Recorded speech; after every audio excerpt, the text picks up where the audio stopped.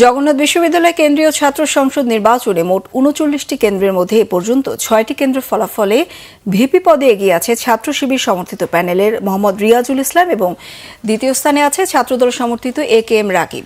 GS পদে এগিয়ে আছে শিবির সমর্থিত আব্দুল আলী মারিফ এবং ছাত্রদল সমর্থিত খাদিজাতুল কুবরা রয়েছে তারপরে। বুধবার সকাল 7:30টায় কেন্দ্রীয় নিয়ন্ত্রণ কক্ষে সহকারী নির্বাচন কমিশনার ড আনিসুর রহমান ফলাফল ঘোষণা করেন। ভোট গ্রহণ শেষে প্রায় 15 ঘণ্টা পর 4টি কেন্দ্রের ফলাফল ঘোষণা করেছে নির্বাচন কমিশন। মঙ্গলবার রাত 12:30 ভোট গণনা শুরু করে সকাল 7:30টা পর্যন্ত 4টি কেন্দ্রের ভোট গণনা করে কর্তৃপক্ষ। প্রথমে ম্যানুয়ালি ভোট গণনা করে পরবর্তীতে সেটি ডিজিটালে গণনা করা হয়।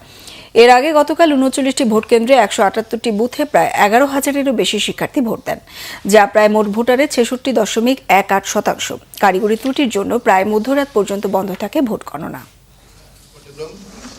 চলছে এবং আমরা 4টা কেন্দ্রের ফলাফল ঘোষণা করতে যাচ্ছি।